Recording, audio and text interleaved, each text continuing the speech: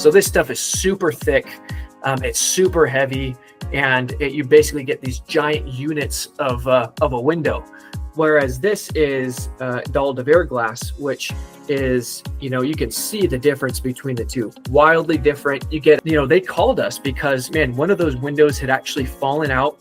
Hi, my name is Derek Espejo, and I am the manager of Scottish Stained Glass, and I've been working here for about 7 years. Dalle de Verre glass, also known as faceted glass, or some people call it chunk glass. It is completely different, wildly different than traditional leaded stained glass. Most people lump them into the same category, but they are completely different. One is made with 1/8" glass, really thin stuff, and it's all held together with it's actually what I got behind me here, right? Really thin lead caming, these little H channels that all get welded together that hold the piece together. And it's really lightweight for the most part. Dalle de Verre glass, totally different. This glass it's 1" super thick stuff.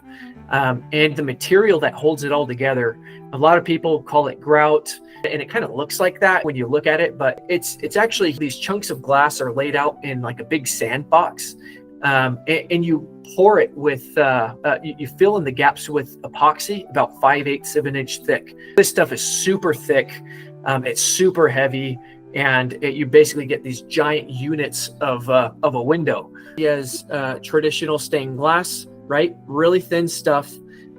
Whereas this is Dalle de Verre glass, which is, you can see the difference between the two. Wildly different. You get a totally different depth of color and obscurity. This stuff is like super strong. This stuff can hold up against hurricanes, but this stuff, right, it tends to be a bit more on the fragile side. Some of the most common types of damage that you would start to see in Dalle de Verre glass, it's wildly different than traditional leaded stained glass. With leaded stained glass, when it comes to Dalle de Verre glass, oftentimes what people notice first are the symptoms. They're not actually noticing what's really going on. The most common thing that you'll find is, hey, our windows are leaking, right? Hey, water is getting through, storms come through, water's starting to pour in, and we need someone to come take a look at it. And usually the initial reaction is, hey, let's come and seal this thing up, and then we'll be good to go. Now, here's the thing that people are not aware of, right?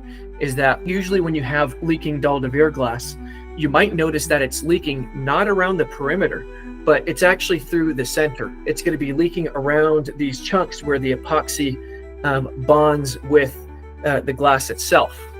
And that is actually a really big problem. And so I'll tell a little story. There was a chapel mortuary, Rose Hills Memorial Chapel in Whittier, California. They have this 30-foot wall of Dalle de Verre glass, and they called us because, man, one of those windows had actually fallen out, and I mean, it would have killed someone if it fell on them. It's super heavy, it's super sharp, as you can imagine 1" thick glass would be. And they called us to say, hey, we just need this window fixed. This thing fell out, we don't know what's happening. And we kind of pumped the brakes and said, look, I know you want to get this thing fixed, but there's probably something more going on. They had us come out to provide first, before we did anything, any kind of costs, to look at the entirety of the project and get them an assessment. What is really going on with all these windows? We had gotten out there, windows they'd probably been sealed up, gosh, maybe 4 different times over a 60-year period. The windows are about 60 years old. And, where they thought they're getting some leaking, some water's coming in, let's just keep sealing this thing up.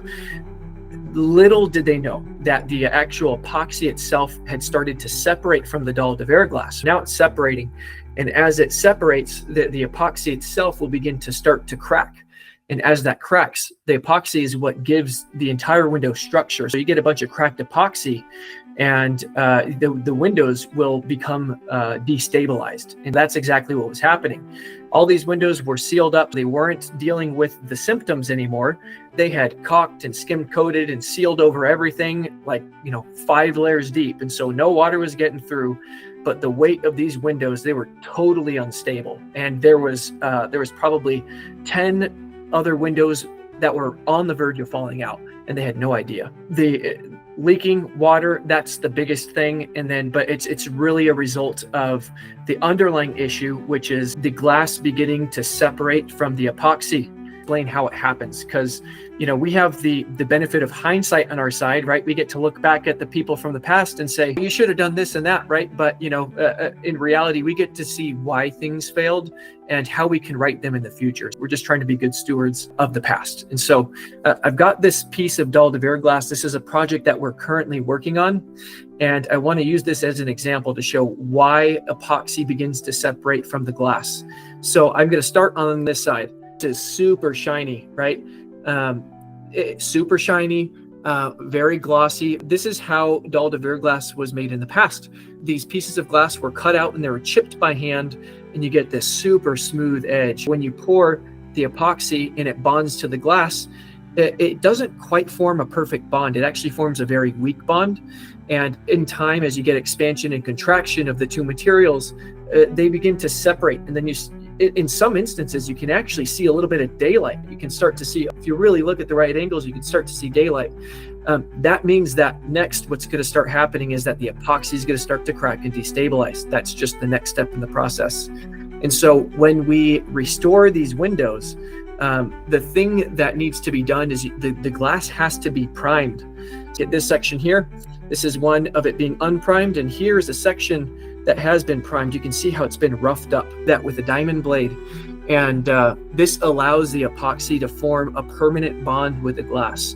There was a church that we worked on in Texas where their windows were maybe 40 years old, and whoever made those windows originally, we don't know who the maker was, but they did this. They roughed up the edges, they primed the glass.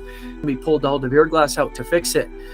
You can just hold the glass, and sometimes you can just tap it with a little mallet, and the glass falls apart. It wants to jump out of the epoxy, basically. In this other case, where they had actually primed the glass, it was impossible to separate the two. You could try hammering it, and sometimes the glass would break before the bond would break. Ended up having to actually cut some of the glass off so it can re-expose new glass to re-pour. From initial assessment to final installation, the steps of the process. The way that we always start things is with an assessment, and in part that's because of the stories that I've told you. Rose Hills Memorial Chapel is a drop in the bucket from hundreds of different churches that we've talked to over the years. And they're in the exact same situation where they've had leaking. They've had people who really mean well to come out and like, hey, let's fix these windows. Let's seal them up. Let's put a protective glass over the top of it. And then come to find out something catastrophically fails. Now people are in this position where they're just right back there trying to fix the windows. And so we always start with an assessment first, because we want to get to the root cause of the issues. We want to make sure that, one, the work that's being recommended is actually going to solve the problem. You're not going to have to revisit that issue in the future. And that's what the assessment does. First, that educates the church. You have, the church or whoever the client might be, a historic property or a unique building, now has a clear understanding of everything that's going on with their windows without having someone to come out there and just kind of sell them a product. That's not what we're doing. We're there to say, here's what's going on. Let's educate you and write up a report for you. That's first of all, right? After we do the assessment, we discuss how we're going to go about the restoration process. And in many cases, we're in that position where, you've got the glass like this that's super glossy and, it's separating from the glass. And so you have to re-pour the window. That happens quite often. Next, we would remove the windows. We do like temporary boarding and weather sealing from the time that we remove it to reinstall it. Sometimes we will paint the plywood to make it look nice, put in clear plexiglass, so you have some daylight coming in. Now, back in the shop, what we do next is we have to template these windows first with paper, and then we also overlay it with a photo that we take that we drop into AutoCAD, and we kind of create a new design, not a new design, but it's our rebuilding plan, so it's identical to the original. From there, we start cutting the pieces of glass out of the epoxy, and then we start roughing up the edges, scoring them all, priming it all, and it's quite a tedious process. From there, we'll build our pouring cast, their boxes in the shape and size that we need the windows to be. We'll lay a bed of roofing granules down as the base. Then we place all the little pieces in of glass, however we need them to be arranged, so it matches the original design precisely. Any glass that we need to match, we could match as well at that point, and fill in all the space right in between the glass, all this kind of negative space in between. That all gets filled. Then we put another coating of roofing granules over the top of it, and we let it cure. Once it's cured, it's ready to come up. We polish the windows up, we touch it up, and we go out and do the final installation.